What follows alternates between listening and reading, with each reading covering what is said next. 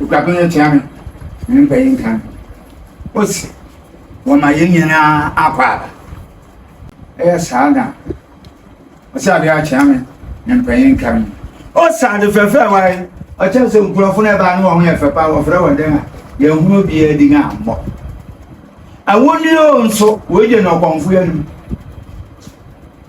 awoni o wɔgye no kɔnfo yɛn nti sɛ me amagama no bɛgyina ɛdi Christiana ɛdi Biasia na ankoye nti yɛbɛfi ase afi ne sɛ na wobɔ odin wona to wodin nti wuse medin de woka wɔfrɛ ɔpɛ na ɛkyerɛ sɛ nipa bi na frɛ wo medin de na wabɔ odin na wabɔ odin bi a ne yɛde ɔpɛnin ataato na biribi biara asi medam ase agya Deputy Chief Executive Finance. Second, Ahmed Imoro, Director, National Health Insurance. Bacho what na vimre Ahmed Imoro, National Health Insurance. Gustav Kukshan, Health Insurance Director, Finance. Within the development package, NHI Finance. okay Raymond Avenue, Director Administration, NHI. Within the Prince Apia Debra, NHI Director Audit.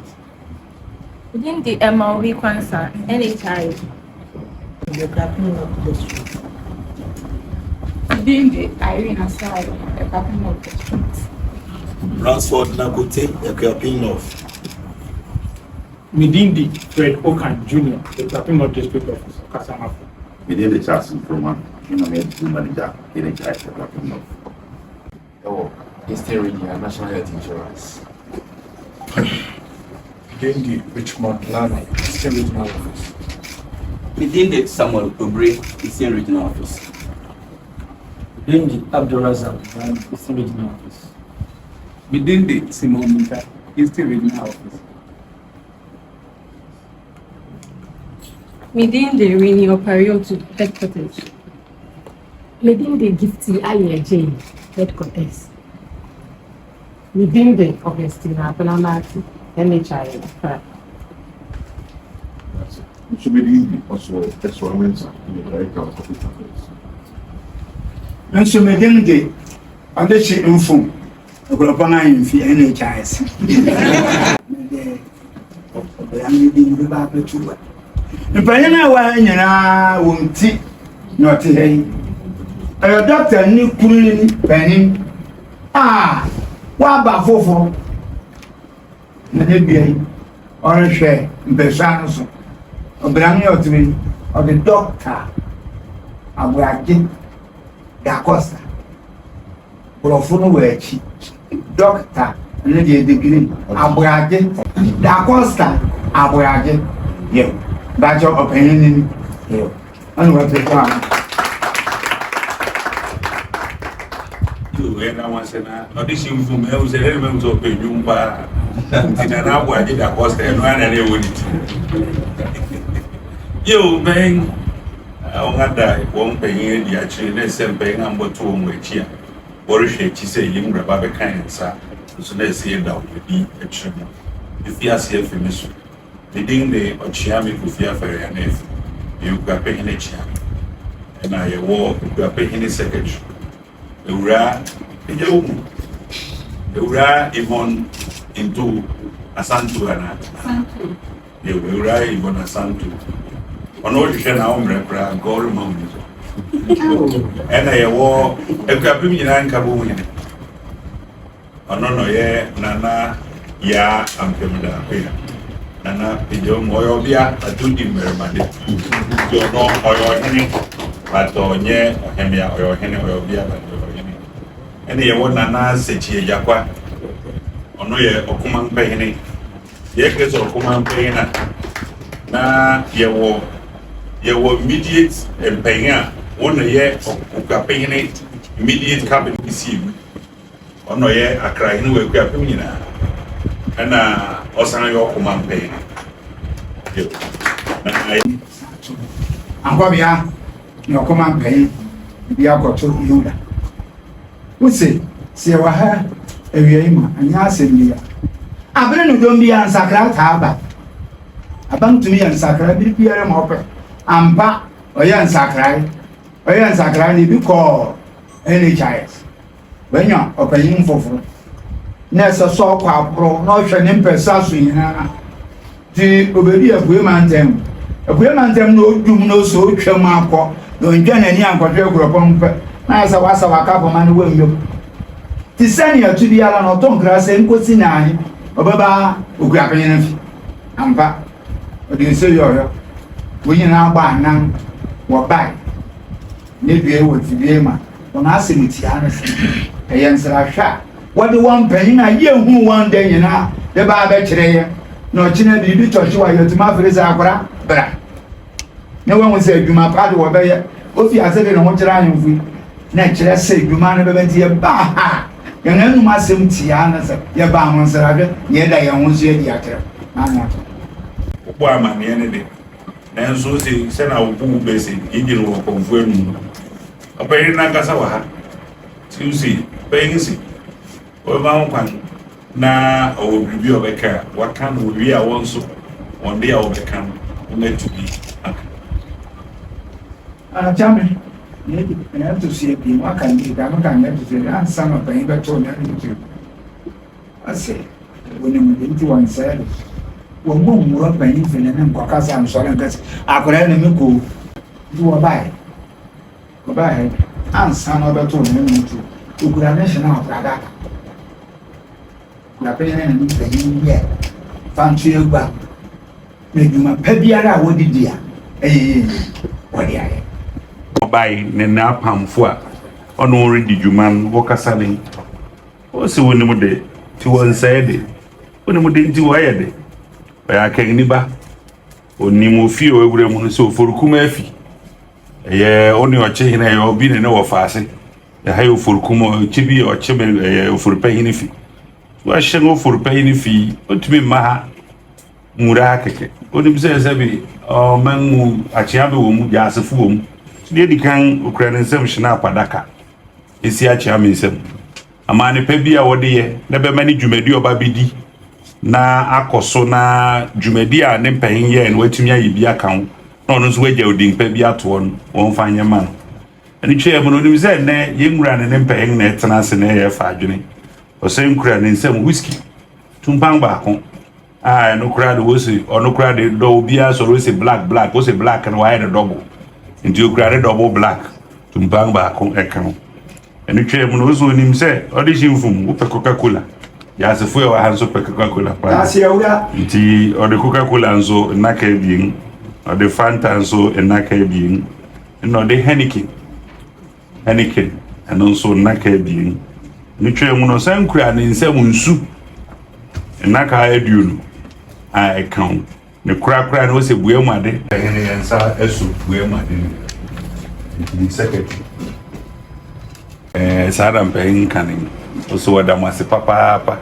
Near Okuapehene ye NMD kind. Was a bofra, Oyingobeto, Lord no nama, no bisa, Lord Taibo. Each rate you may do to me a biddy. Na Nina Moon pays what than as a papa upon an apple for the one see beam review.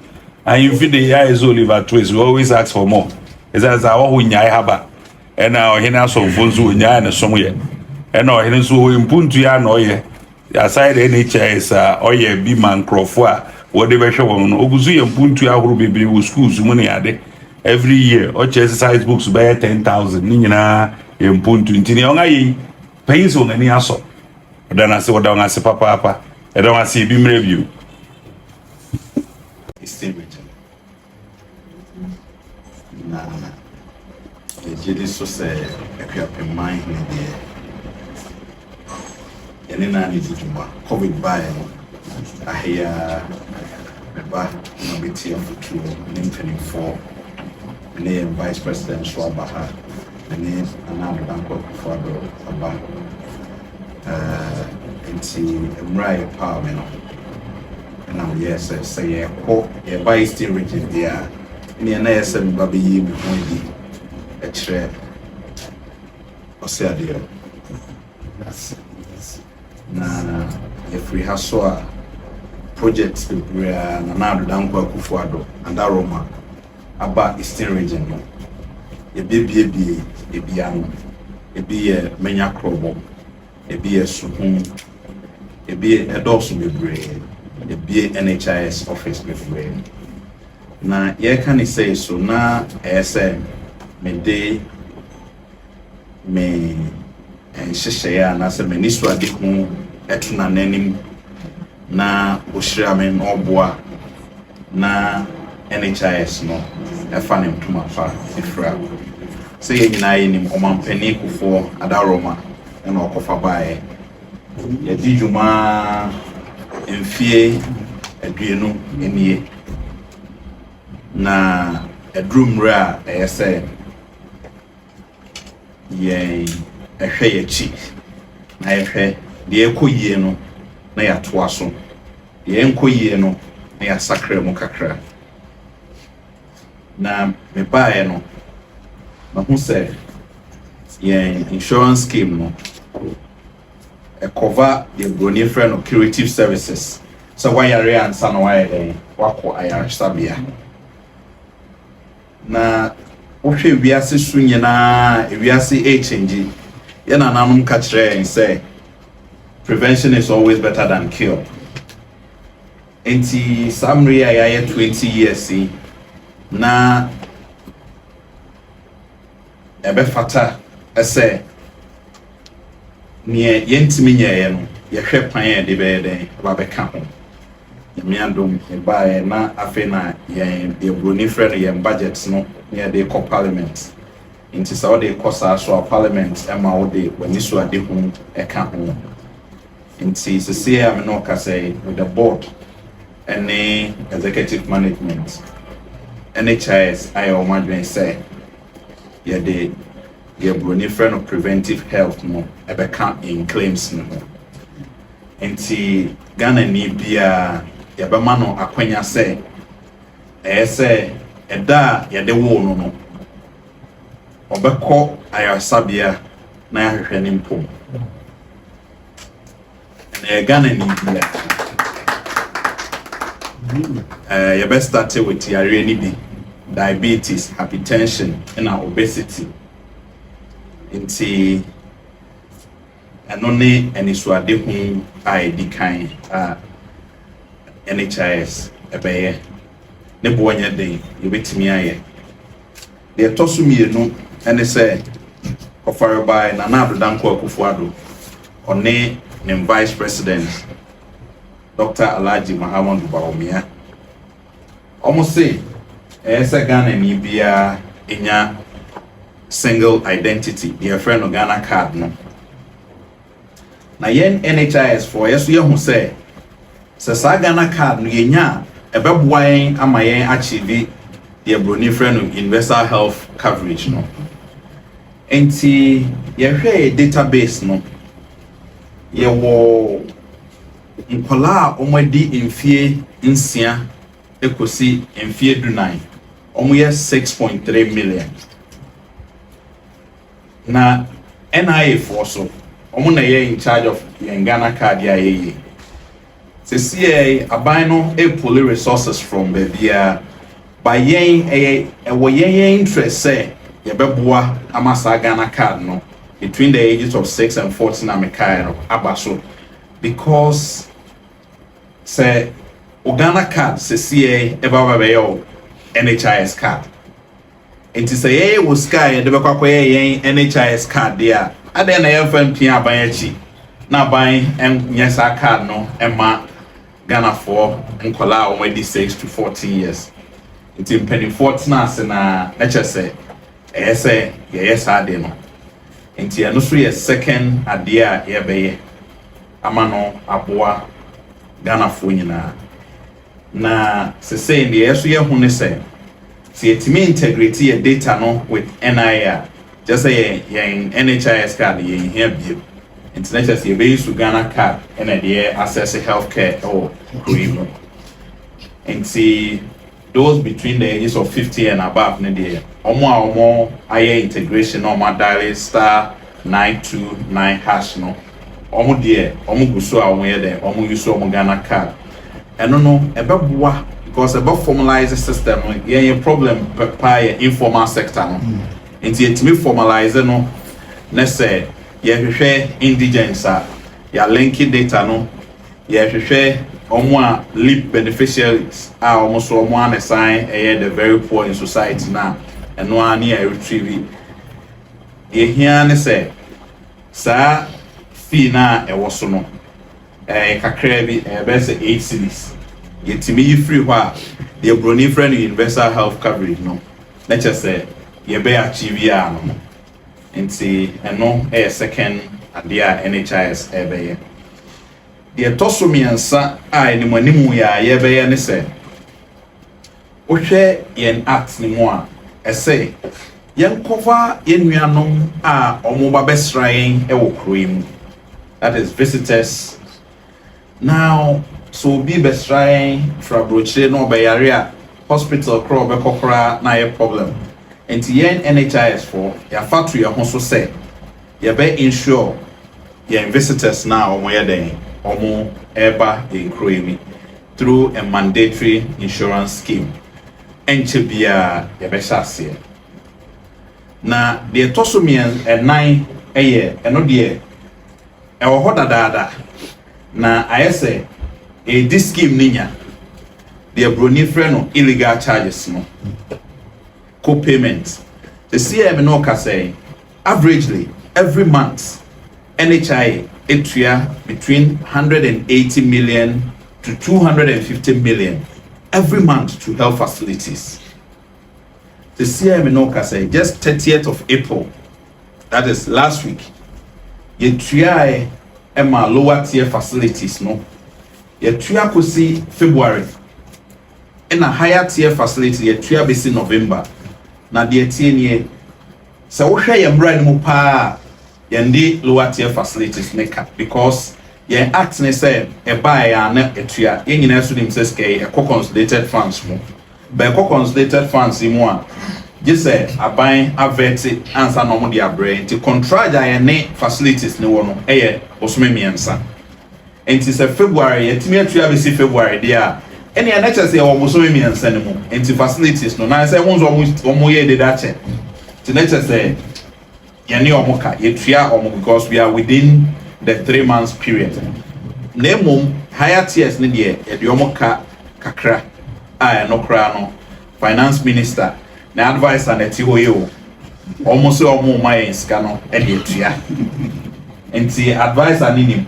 Say definitely obe my scanner den e de atua enti abaya ya de na the best facilities ne say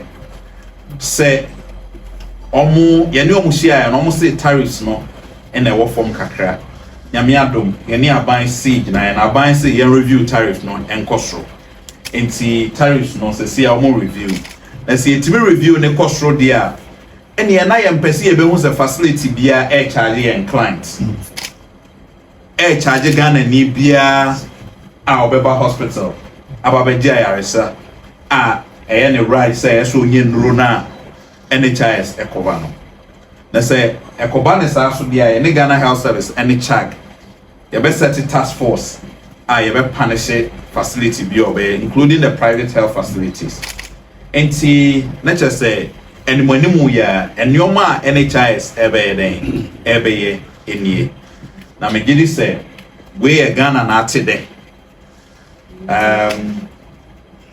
me sure say a Ghana ni bia na say nana ebe boy na ya promote sa nioma we ama Akuapehene na Ghana nyina nti me da anase da obia se ese ye buy so waje yen awawa tu na etimi edia no sem.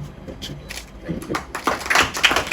Beda bachokasa no okay see my CC NHIS offices nso bosu mu de manage hopa yenga kura papa Minister for Works and Housing me constituency esu when you know before I think 96 into do beda masse a busy region, many like was unca many acrobo. So once madam say, obviously, meaning I Eastern region. But maybe see me sack a crane say, I say propon and I say Kapan, Sadia Kusiku, Chairman Sassy, some fancy NHIS one. Take a person says, you can watch me a chain, baby, I might do, baby, I'm also back of Montama, then you and I, the take a seat, I be my chair.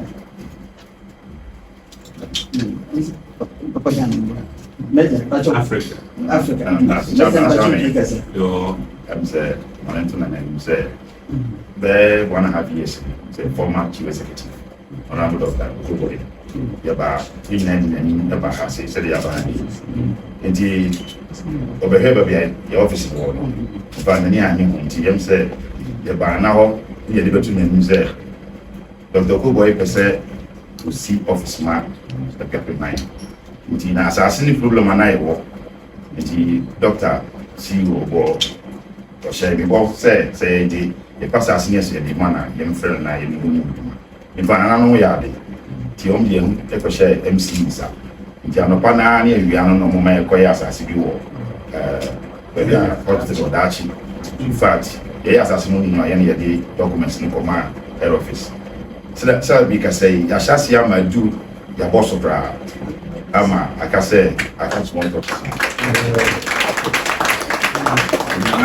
And I'm saying, NHIS, your Madibi agent. Na say you call us say see that France and na na say nya dia yi nti no e dan yi guso na mnim say omo di sikama contract na bibia sia e ba gwa ni fiama de na yi na ahia ya ko bishika ti e guso ya isi e o da chi hospital no if you want to da chi Era mas papa.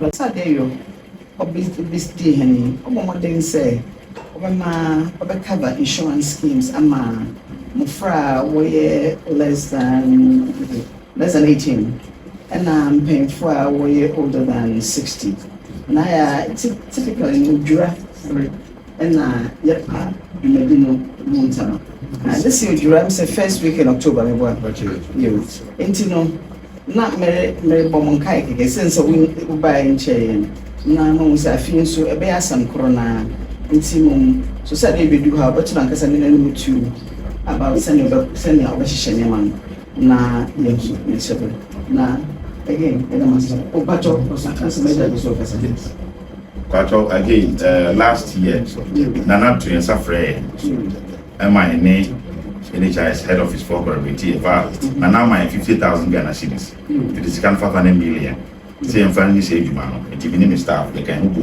and no my itinerary you know who say I have a baba or Ukraine the Okuapehene but you 17,230 villages in the divisions the chi ni na data no my education reported by it means say see we are by this year so no you be say na nyame na ya ye sa ma trasa the masipa manager it's 60 and 70 but 60 and 70 okay, so okay, that's fine. It's a drew hot na mama ya so etia na ya kasa de e na under 18 so it drew hot still woman ya so tia everything na ya the boy so the last year si man to se we bring up on bring me o se send you you ko boy no sa no person no we ya bibiare ma bibi kire wo so no bo she no obu ni ko na to tell me kind as some kind of train manager producer person draw my attention okay see Oseadeeto say theme of healthcare no it deep mukina ewo this year udura you na no be say be catch me say me wo ne say enye this year udura now share equipping of 5 strategic fronts. One is is to enhance education on the ridge. Why? This was the first place that we first elementary school in Ghana. And Akuffo is more than 100 years old. It's down the road from here. First tertiary institution we have. First training college we have. Wow. There's a lot of education. First what? Middle school. Middle boys. I'm saying Salomon. Exactly. There's a lot of first schools in education that are here.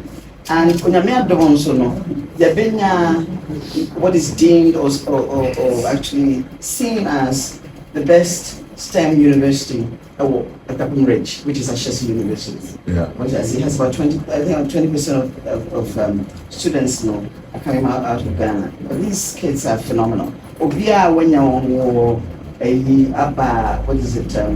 National service, while Ghana can see a clear difference between one and one counterparts. They're clearly above the fray, and they perform extremely well. Nhis, I have a first-hand experience. Nhis Akuffo, she's a senior manager at Seattle, Washington, for Microsoft.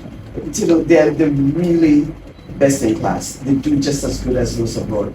We're very excited. So when we see that, and we see all the first it's a huge opportunity for us to create a technology hub, and to move into one of the things that Yeri and Suna say, the hospital, cancer hospital for the pain area. So as I say, I don't want to say anymore, but it's actually very good. It's going to be the first children's hospital, children's cancer center. In fact, we're trying to write an MOU between Yang and the Ministry of Health, and by extension, come and see. We've met a lot of your counterparts, share FDA, and the share UGMC, and one relationships have an MOU between one and the hospital. You hear more about it. But you know, education is a key element. Obviously, through HSN, we'll try to worry by medical engineering, so that it actually enhances the healthcare path. And I think for education, but healthcare is also a key thrust for him, key strategic thrust, because he believes it's a young animal. So near morning, or better than one check. Now, when you back from a friend, I'm afraid I'm sure I'm preaching for proud. When you to acquire, you already know this. Healthcare is one of the major thrusts, and so. And I think you're agriculture. The agriculture, we're doing agriculture as a major thrust, and food processing is one of the things we want to do with responsibility for the environment, which I say to make sure we do it safely, which also has an element that impacts the healthcare of the chemicals we we have to do everything responsibly. There's a lot we can discuss with you. We can partner with you. So certainly we have land. There's a more experimentation or something you want to do to understand the world, to understand the Ghanaian healthcare system. Your plant medicines there's a number of opportunities for you that I want to throw your way to say yes, your NHIS can be here, but we're going to be leveraging having all these firsts and all the other institutions that are here to see how we can also create a win-win strategy for you to achieve what you want to do, and by extension, we will very much. Thank you. Going you me de mebre. Obinya biti na ato na ne mpayin say esa na wokane o say aseda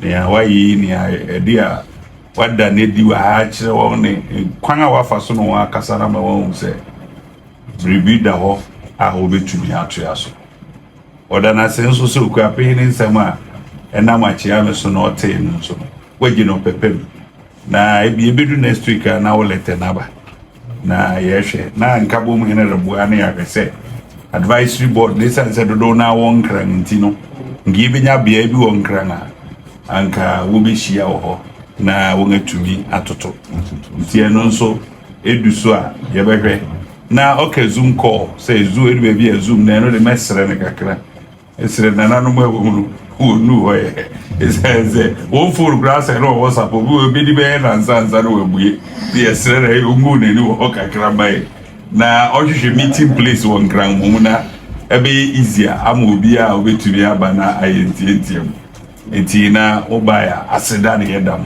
si yedam ase papa na se bibia ni obi a na nananom be pejawo nananom sorry o About